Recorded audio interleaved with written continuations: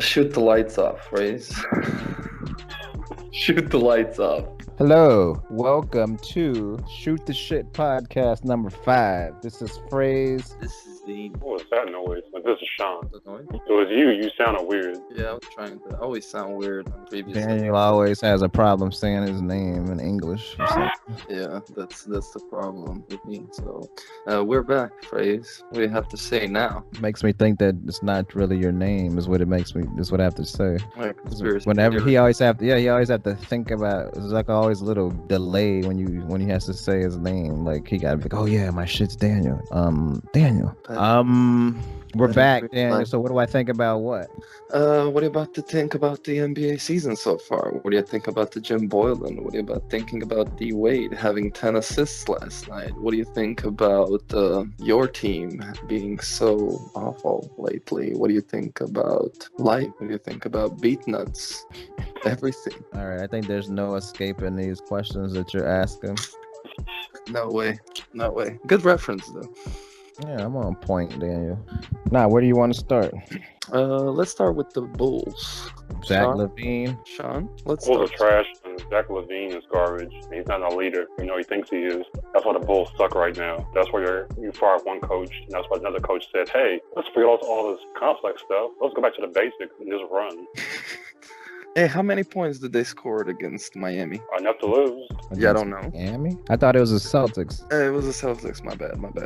I'm still in Miami. Yeah, 77. Are you sure? Yes. Okay, that was the lowest in a franchise history. But they beat OKC, though. We're not gonna mention that. 77 was the lowest in franchise history? Wow, that's pretty good for them as a franchise. I would have thought. I thought it was lower, Freeze. Yeah, I would have thought it was lower too. Wasn't it No, 130? I thought it was lower than 77 against them. But that's I why heard I'm it was the worst loss in franchise history. I didn't hear it was the lowest. Yeah, because they got beat by 50. It was like 133 to 77 or some shit. You sure?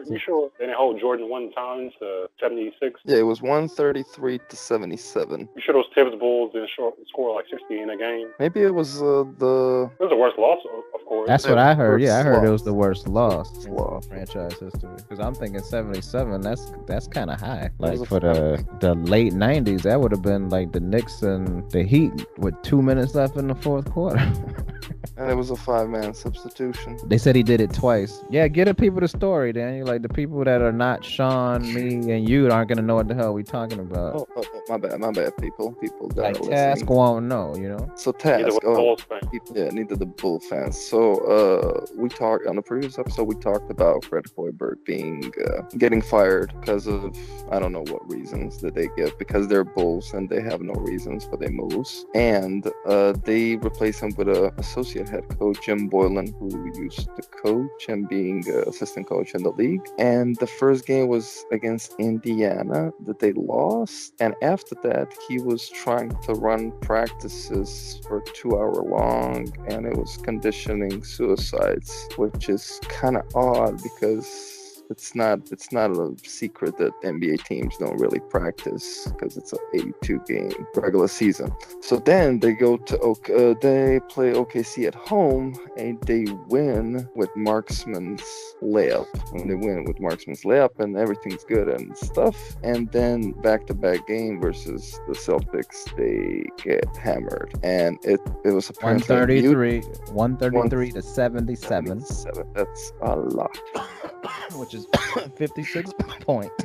Yeah, that's a lot. And then it's apparently a mutiny.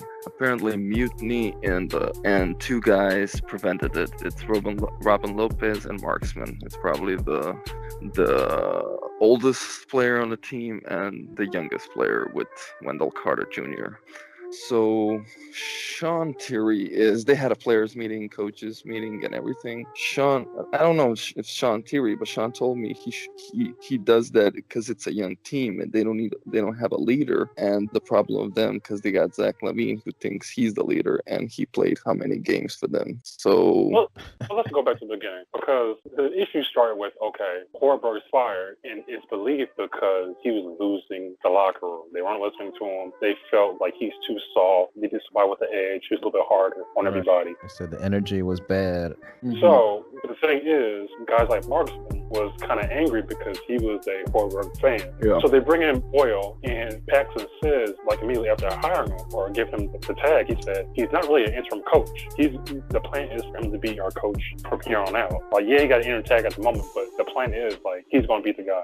So he's the guy. Well, then it's for a reason. And allegedly, the word going around is the management is telling Jim Boyle, "Hey, we need you to toughen these guys up. Get on them." Basically, be the exact opposite of what Hoiberg was. So have tough practices. Basically, they went the Tibbs era back. 2-hour practices, hard-nosed, very, very strict and strenuous. And they weren't having that. So they had a players-only meeting because they didn't like all this stuff. Well, now today, Boylan and Levine had a meeting, a one-on-one meeting to, I guess, hash out some things. Which Levine came out and said, like, the issue was, they're all grown men here. Their issues or whatever should be heard and put out there. And he was saying he felt like he's one of the leaders of the team. And he said, as the leader of the team, his opinion and his voice should be heard. Which kind of gives you the feeling that the firing wasn't something he liked either. So right now, the Bulls are just a big mess. So that's how we got to the point where we are right now. So we're going through Thibodeau, and then we go to Hoiberg, who is the total opposite of Thibodeau. Then we're going to Thibodeau 2.0 with Boylan. But is it 2.0 if that's not really him? Because we don't know what Boylan really is. Yeah, we don't know who this guy is. We don't know if he's 2.0 yet. But also, what we left out was the part that got the Bulls players mad is during that game that they lost by 56 points, which was the worst loss in franchise history. They said that he was doing how Popovich does when the team is playing bad, he sub out the whole 5. Like, everybody come sit down. And they said he did that twice in the game. But apparently the story goes he was like, but apparently story goes that he did it because he felt he needed them to be fresh for the practice because he thought practice will do better for their development and yeah. Like, I understand, but I'm explaining why the Bulls players got mad because it's like if you take out like what if a dude was like, motherfucker, I didn't fuck up, why are you taking me out? But he just he sat down all of them. Like, and what's interesting about you saying that is that's what happened with Hoiberg and was it Blankley? Mm-hmm. Where he took Blankley out and Blankley got on Hoiberg. Yep. Taking him out during the game. I think that was Hoiberg's last game too, right? Yeah, why the fuck you taking me out? And undrafted dude, like you're nobody. You're playing because most of the guys are injured. So yeah, that shows that they're a mess to me. So some young dudes got mad because they got subbed. But the backstory was the mutiny part was they were texting each other saying that they weren't going to go to practice. They apparently contacted the Players Association too. What I read. that's the crazy part. Then, like Sean said, they had a players meeting before, and then they decided to go. Although we're not gonna spend a lot of time on Bulls because we spent the last episode, and basically they are the team that don't matter. So we're gonna move on and see how this situation develops, and I'm curious to see if you didn't even finish nothing. Yeah, just to see. Yeah, Sean, we can talk. Go ahead. I hate when Daniel does that shit. We didn't even. All we do is tell the story what happened. We didn't get any further into it. Like, okay. Daniel, you over-hosting right now, Daniel. Yeah, I'm seeing what else to say. We get to see this. I felt like all the stuff that we just did was necessary. We didn't tell the people what happened. Remember, right? They didn't know that the players were texting each other to not go to practice. And then Sean said, right, they had a meeting before the practice and decided to go. And then, right, they were He was basically making them practice like they were in high school. They were running suicides. But what I want to ask y'all, what is the problem? It's no discipline. Like you said it. Like the dude that wasn't even drafted, talking about why the fuck you taking me out. He asked for Hoiberg that in his last game. Hoiberg, of course, Levine's gonna be mad because in that game that I was telling y'all about the last time against the Spurs, when he waved off the 2 picks that the coach sent. Right? Yeah, I want the dude that I don't have to listen to. That's what it sounds like to me. And he talking about we're grown men. Okay, well come sit your ass down on this bench. I took all of y'all grown men out. Come sit down. Nah, it's just, and he probably feels like he's the leader because he's the only one on the team with an accomplishment, and which is winning the slam dunk contest. That's his claim to fame, and nobody else on that team has done anything. Maybe right, Lopez, they're a mess. They do. I think that they probably want the Thibodeau era back, but we don't know if dude is Thibodeau 2.0. He might just be doing this because he's like pressing like the reset button. Yeah, but we'll see how it develops. Sean, what do you think of the problem and how would fix it? How would you fix it? Zach Levine is like a national holiday because we only hear from once a year, which is the craziest part. So how does he think he's a leader? The thing is, I mean, he won that. He got shit that Jordan got, Sean. At this point, everybody's getting that. Nah, not everybody. It's only a few. It's like 6 billion people in the world, Sean. We got people not even in the NBA no more that consider dunk contest winners. I know, and it's not even 100 of them, and it's 6 billion people in the world currently. That doesn't even count all the people that have died. A zombie can come out and win the dunk contest next year. I'm not confident in any of these dudes. People are so crazy. I feel like if I'm Zach Levine, I could talk a little bit of shit. Yeah, he could talk at All-Star Weekend, but he can't talk on the regular season. They just need a leader. They just need an older veteran player. Like, that's the problem with most young teams. They have nothing but young players, and they have no vets, so no one's going to lead them or guide them. Because think about it. Is he the best player in the team? I say no. Okay, what you say, Daniel? I'm not saying who you like. Who's the best player on that team? Right now, how you always tell me. Right now, Phraze. Not when they develop. Not when they develop. Yeah, I'll say it. I would too. So that's why he's the fucking leader. He knows he's the best player on the team. So he's like Stephen Marbury and his whack ass team. But then I would say, if you're the best player and your team is 5-20, then you're not the leader because they wouldn't be in this position. He's a good player on a bad team. You can be a leader and your team still lose. But you can't be a leader and going through what they're going through. With basically one coach fired, another in limbo, can't communicate with the team, losing by 50, and getting your best players back in Maracan and Portis, in my personal opinion. Like, you got to lead them through that. Like, you shouldn't be in that position. I agree with you, but I just feel like he's the best player on the team. So that's why, even if we don't perceive it that way, because I don't, I'm just being like, I'm playing devil's advocate. No, he's the best player on that team right now. I ain't never seen Portis score 30 points. I don't think he can. No, he is one of those players that is going to be marked as a good player on a bad team. Yeah, and I think he talks too much. I think he arrogant, all of that stuff too. And that's the part that makes us talk like bad about him because we don't really like him. Well, like if you him in Minnesota too, so that's what hurts him because you can argue he puts up empty stats because we saw him put up 20, 30 a couple times in his late runs in Minnesota before he would tear his knee up, and it wouldn't matter. Like, it was empty. So he's kind of doing the same thing now. Like, he's getting that run. He's going to give you 25, but you're still going to get beat by 25. It just doesn't matter. Yeah, but we can move on from the Bulls, right? You've never been happy to move on in your life, man. Yeah, that's true. I'm a Cancer and what do you call horoscope, whatever I call it, zodiac. What? So I'm never happy. Move on. Some trade happened in Milwaukee and Cleveland. Oh, you're a Cancer, then? Yeah. Oh yeah, you are one of those July motherfuckers. Okay. Yeah, born on 4th of July, Tom Cruise. Some trade happened between Milwaukee and Cleveland. Sean, is it relevant to talk about? Oh, Dellavedova went back. I think it was a good trade for Milwaukee. Milwaukee is showing that they're not playing. I'm sorry, my name not Sean. No, keep going because I don't have much to say about this crappy trade. I feel like Milwaukee not playing. I think adding George Hill, that was the trade, ladies and gentlemen. They traded George Hill and for Matthew Dellavedova. So he went back to Cleveland. The Bucks got George Hill. What did George Hill did after he left the Spurs, got traded in his career? Was just solid everywhere he went.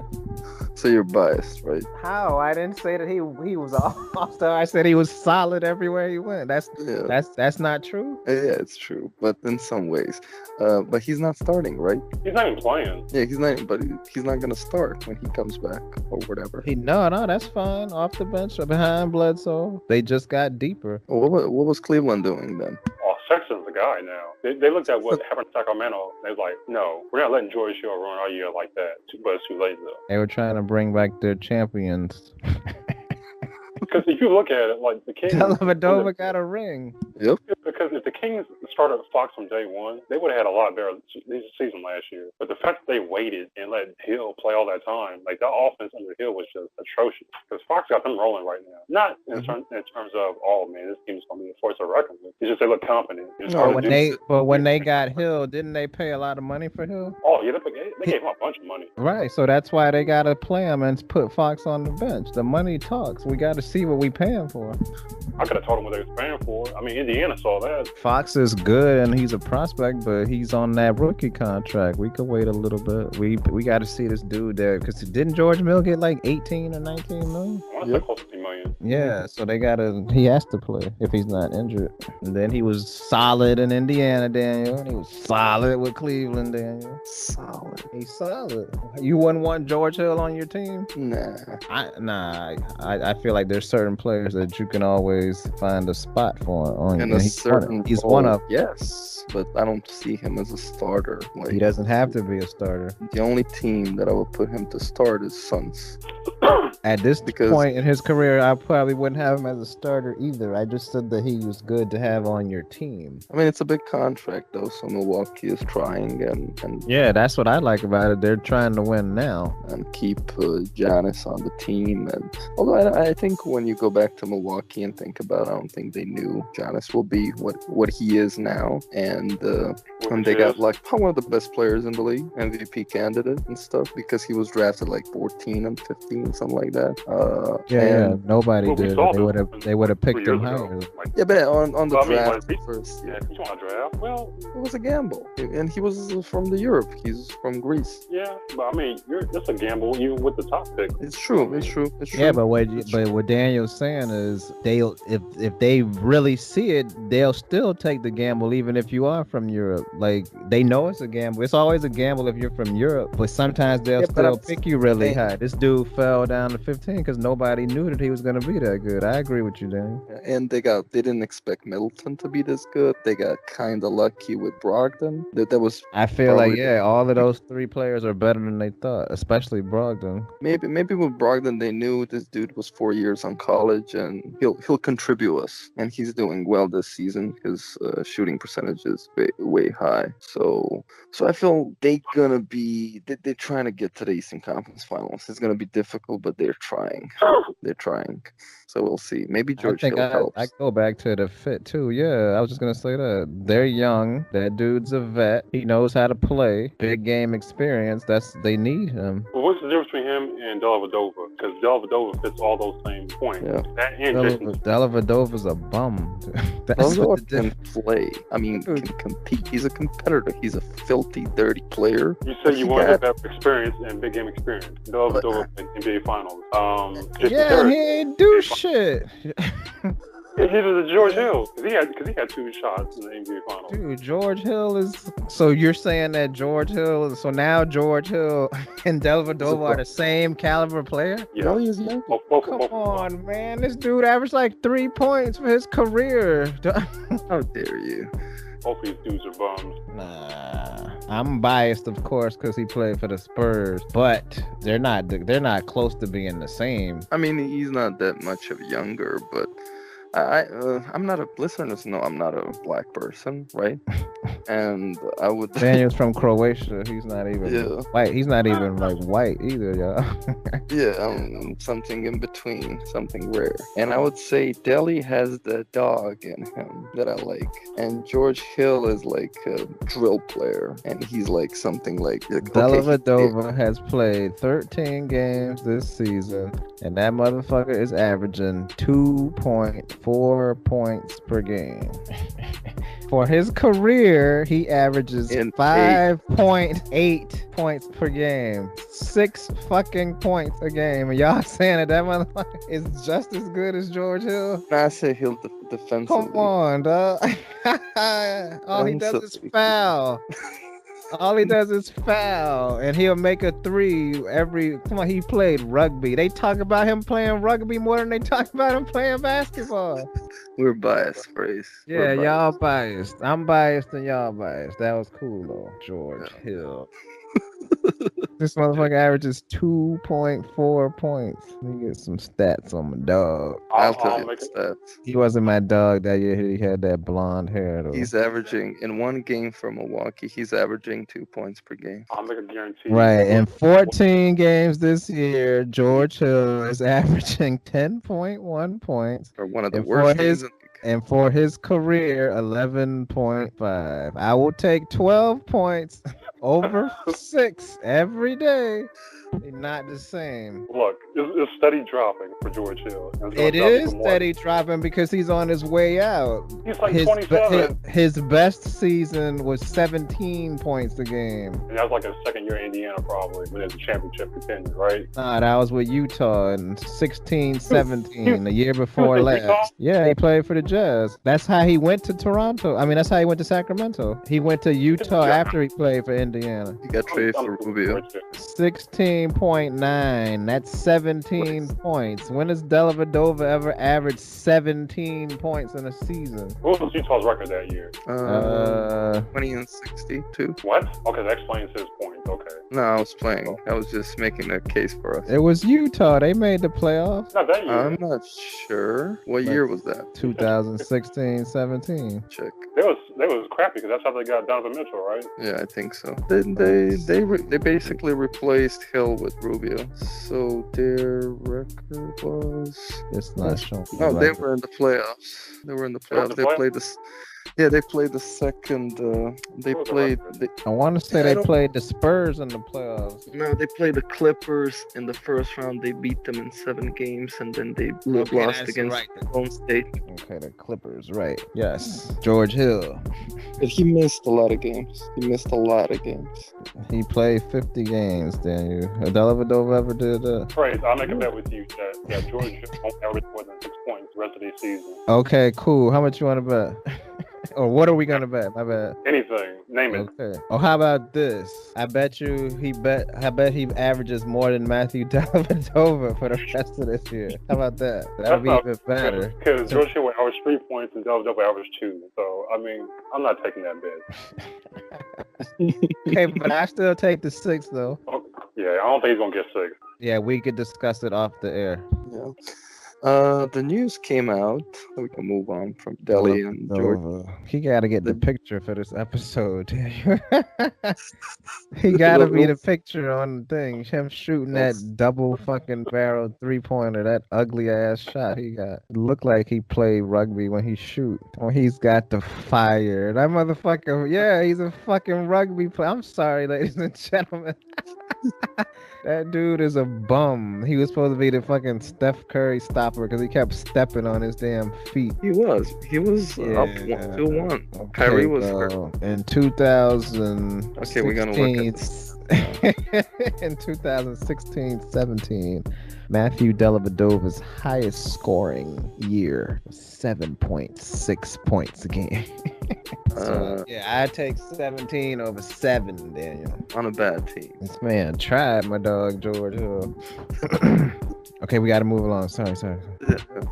The news came out that Lakers are trying to get Ariza from Phoenix, which Ariza is on a 1-year contract, 15 million. So Lakers will have to give up something, and Phoenix needs a point guard. Then the news came out it's gonna be a 3-team deal. So my first thought was like, oh yeah, the second guy from Phoenix, because one of the LeBron's best friends or just friend is James Jones, who is what, Phraze? Phoenix's GM. Yeah.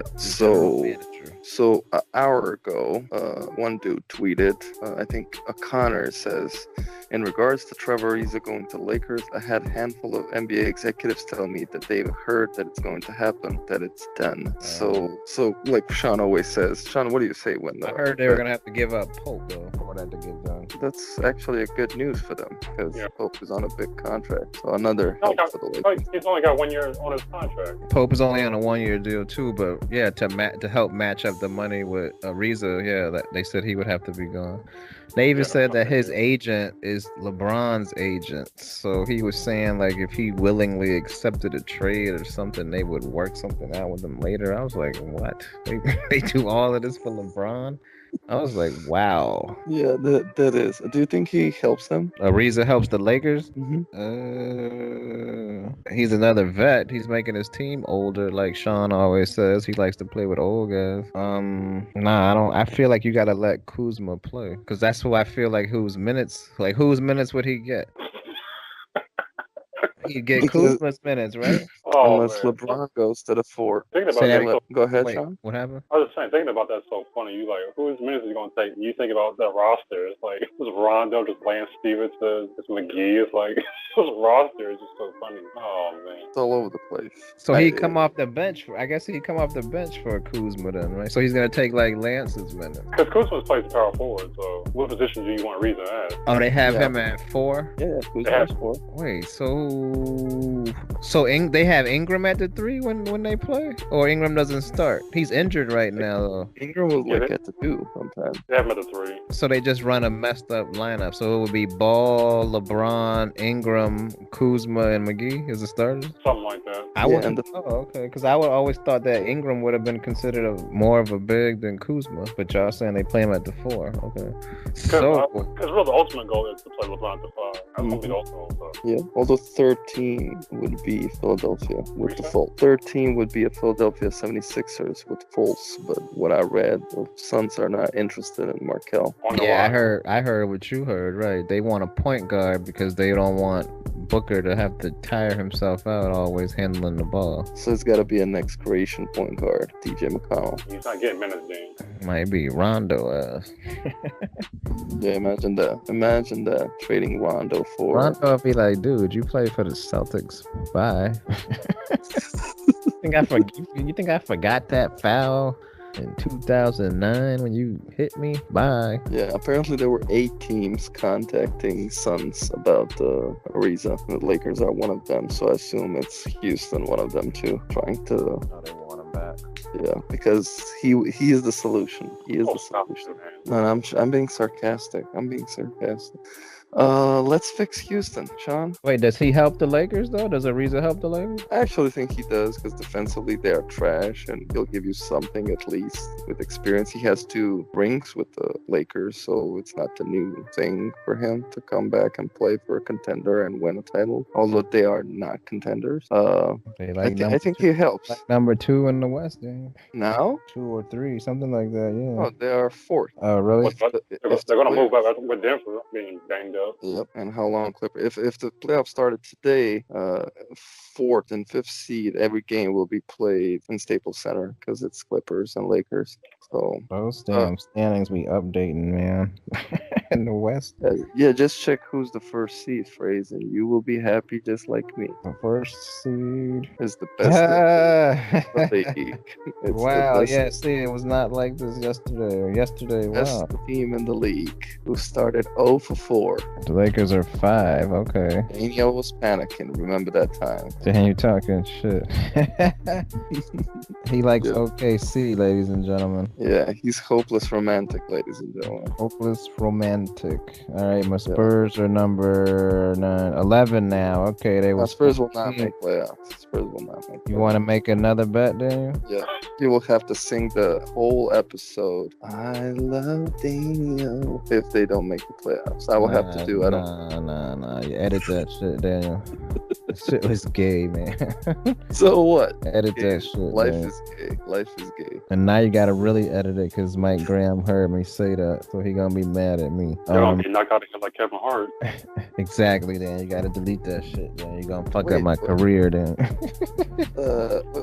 What about the Kevin Hart? I understand the story, but what was he actually saying? It was an old tweet. He said, have you ever seen any of his stand-up? Let me start with that. Not really. He's kind of annoying. He's like a black Will Ferrell. What's going on, bro? Yeah, I can't help it. Just been Well, trying my boys lately. his tweet is based off of one of his routines that he did on one of his shows, and he was saying that he tweeted out it was like 2011. He said, "I saw my son playing with a dollhouse, so he told him to stop. That's gay." And that's all he said? Yeah. So, Wow. So they found one of his old tweets. Then you know how the fucking losers are. They find your tweets from 8 years ago. They said apologize or get somebody else. He's like, nope. I like his response to it. Like, Oh, that was the thing. I didn't know that part. He refused to apologize. no. Yeah. Yeah or no? Which one is it, guys?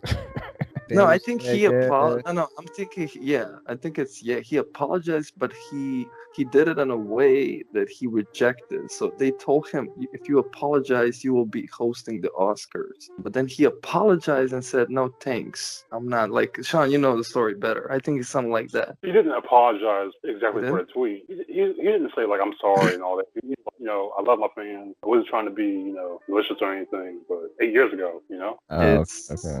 it doesn't matter on British language. It's just. Oh, okay. And then he stepped down and told him that he wasn't I liked going to it. do the shit. I like that. Basically, it is fuck the Oscars. I'm kind of like movie junkie. I watch a lot of movies from before, from 50s, Japanese, everything. And Oscars, since a lot of time, are overrated. Basically, the last Oscars that I was shocked was No Country for Old Men when it won. I was like, what? That's I don't know. Scarface won got nominated for that type of movie. Although it was more artistic. Wow. So Oscars are generally overrated. So That shit wasn't as good as Scarface. I mean, Scarface is one of the wackiest movies of all That's time. a whole nother episode. I mean, drug-wise and everything is just different concept-wise. It's made, but it is one of the better movies from this century, my bad. So I hats off to Kevin Hart, and it's just Nobody editing this, right? Why are you talking to the fans? They want to hear this. And did you hear Kevin. about, Phraze probably heard about Kyler Murray? He came out and apologized after he won the Heisman because they found one of his tweets. Yeah, I heard about that too. Like he was 15 years old. So the moral of the story, ladies and gentlemen, is if you know something's out there in the Twitter world that's going to get you in trouble, don't apologize for it. Yep. I mean, I wanted to say, we live in this age of internet when you got on the internet that says something and you might have deleted, but somebody maybe screenshotted it and got it somewhere in some vault, and it's gonna come out one day. Yeah, and the thing that most people do is they don't even delete it. It's just, bitch, I said that shit's 8 years ago. I don't even think about it anymore. And I don't even remember I said it, right? Well, Dan, you're really in trouble because they got audio of you. If you're the screenshot. I actually don't care. I'm not a public person. I won't apologize. I'll apologize maybe because I don't know what, just for fun of it, some stuff that I didn't meant, but it's kind of different. I grew up in the 90s and I was born in the 80s, and it's there was no internet, and now it's everything sensitive, all typing, everything. I gotta see this, and then especially with the public person famous persons, they can like just don't go there. Although it's a double sword because you're promoting yourself and stuff like that. And look at what happened with KD too, with double burner with burner account. So Yeah, but the he might thing be with still. Durant is like beyond belief. Durant that's like beyond belief, man. He's addicted to social media. He's addicted, and he's Yeah, I that. know, and that's sad because he should be like one of the dudes. Like, you know how when people be like remember, like, for example, in rap, like when they were talking about MC Hammer was beefing with Third Base, blah blah blah. And when they talked to Hammer was like, man, like really, what, like how could they say we were beefing? He was like, I was selling millions of records, and he was like, they were barely going gold. Like he was on some arrogant shit. Like they're not even on my level. The people that KD be trying to impress and please, like they not even on his level. Like he should be like, dude, who the fuck are you even to talk to me? Like he should say that. Like, that's the attitude that he should have. Like he cares about what like fans think. That's crazy to me. Yeah, and I think trolling fans who just like say shit to say it. He cares about them. I think it's a new generation too. Like who knows what Zion Williamson or RJ Barrett or I don't know, these new rookies, Aiton, they think. It just depends how much time you spend on the internet, Twitter, Instagram, and stuff. And it's fascinating because Durant maybe had a potential to be one of the like top 3 players of all time. I mean, he still does, but the media won't look. Media is looking at you differently. People are looking at you differently. So you're kind of marked. Oh, that's that guy that joined that team. That's that guy. Oh, okay. They forget about that maybe through time, like with LeBron. But then you get into the area of burner counts, drama, saying weird stuff, and then you're like, okay. like we always say about, remember Phrase when we used to talk about rappers that we like? Example, Talib Kweli, and then all of a sudden you're like, oh, he's like that? I'm not feeling him anymore. So you start to know him personally, personal things about him, because it's different than just the game or rapping. Yeah. And that's exactly one of the reasons why you ain't follow dude back. Like, right. I'm not trying to be nobody's friend, dude. I just watch you play basketball, dog. Yeah, before we go, we finish up. We got some small Sean's rant, and I want a big shout out to Ian Mahimi. I think it's called Ian. Yeah, shout out to. You think it's called? Yeah, I think. Yeah, Daniel. He's not an object, Daniel. Yep. Yeah, my bad, Mahimi, Ian, whatever. So Sean. That's the English part, the not knowing English, because he don't even realize that sounded disrespectful, ladies and gentlemen. It's not. It's fun. But you're not understanding what you're saying, Daniel. That's the beauty of it. You're like, oh yeah, Ian Mahimi, whatever. Like usually when you say whatever about something, but he doesn't mean it that way, ladies and gentlemen. It's like whatever because it's hard for him to say. That's what the whatever. Yeah, ladies and gentlemen, I mean it. That was on purpose. You have the floor. Okay, so like everything I said. Yeah, Sean, you have the floor. Thank you. I guess I didn't know I had my own segment, but it was just of course, reasons unknown to me. You know, the media.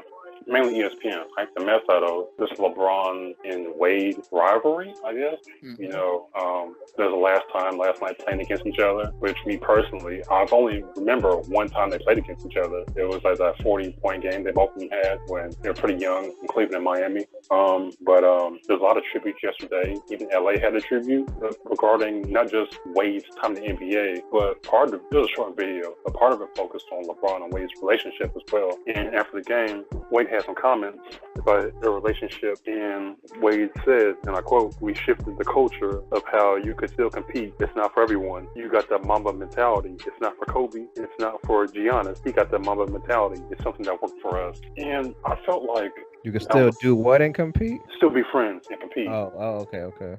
Give me a second. Because the news came out the other day that Giannis was like rejecting Carmelo, LeBron, and those type of dudes to train with them because he felt like competition part will feel like he didn't want to be friends and get like something like that. So Giannis rejected them. Go ahead, Sean. My bad. Antetokounmpo? Yep. Oh, okay. Okay. Like, right, yeah, I want to train with y'all so we can all do the same shit and know, yeah. yeah, I'm trying to beat you. Yeah. Go ahead, Sean. And not only that, but I don't see how it's a Mamba mentality necessarily, because I mean, to think that the guys in the 80s and 90s weren't friends is crazy. I mean, Isaiah and Magic kissed that half court, but they still knew when it's time to roll. I mean, they're going to bite each other's heads off, and that was my only issue, because when you look at LeBron and Wade, I never got that vibe, even though yeah, they're friends, but they had the kind of vibe of we want to go out and compete and let the fans go away being happy they saw a great performance. Not necessarily take this game personal. I want to make sure, like, when we leave, I'm the winner, you're going to lose it. And that was my only issue with the way, I guess, Wade and LeBron, these other guys have Mamba mentality and how they label it. Like, it's not a, everybody's a jerk, we can't stand you, we hate you. It's, hey, this is our livelihood. Yeah, we take it personal when you try to send us home early or take a championship away from us. Like, why shouldn't they feel that way? So I just had an issue with the way Wade classified that as if it's some kind of issue with, like, you know, Giannis is feeling that way. Like, why should Giannis go out and hang out with y'all every moment in the summer? Why shouldn't he feel like, hey, these are the group of guys I'm playing with. These are the group of guys I want to push forward with. What's wrong with that? So that was my only. So they were basically trying to justify all of the shit that they did. Okay. Yeah, they were trying to justify them coming together and teaming up.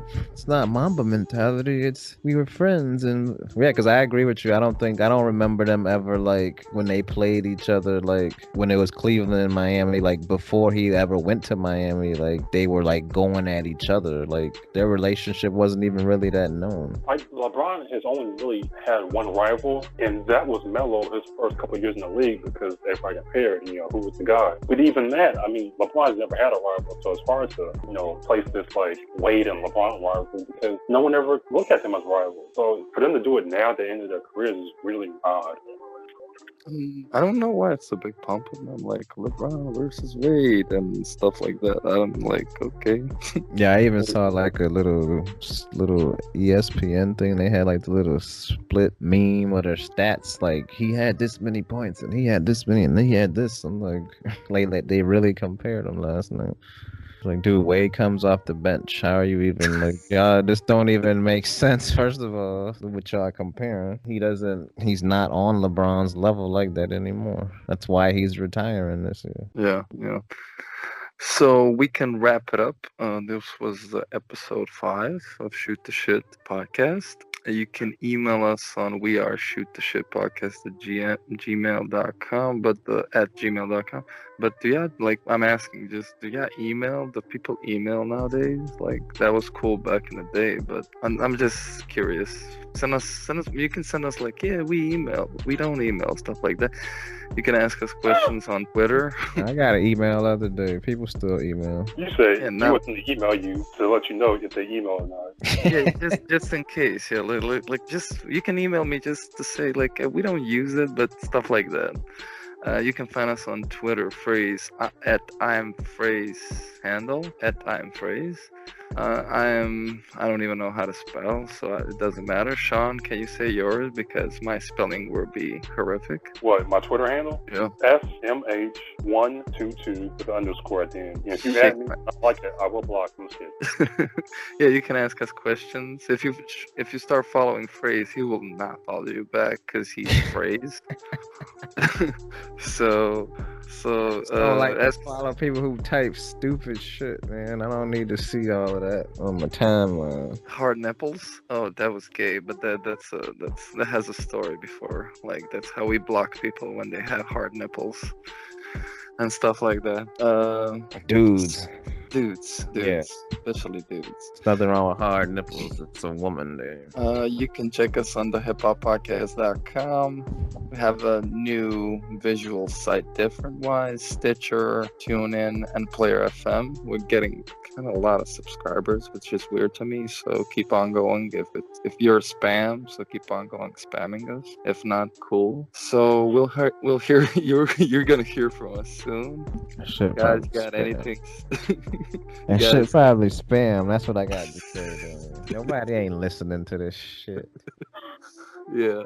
Spam followers. We should have called the show "Nobody's Listening to This Shit" with an exclamation point. I like that. Yeah, we could. Yeah, you could change it. That's the thing. Nobody listening to this shit, so we could change it. They like, oh, you guys Yeah. changed the name, but they wouldn't even know that we changed the name because Yeah, 'cause nobody's listening to this shit. This shit, yeah. We can have the segment. We can have another show on the network. Nobody's listening to that shit and just like have mute 30 minutes like Tess used to edit the show. Like show finishes, then you get 30 minutes of mute shit, nothing. So nobody You will had one listen. listener. He was a Sixers fan, right? Yeah, I think so, yeah. Then you lost him because you kept hating on the Sixers. Oh, damn it. I'll keep hating. Don't worry. So we can't be. Yeah, we were joking anyway. We know people listen to this shit. Yeah. So until the next time, peace. Peace.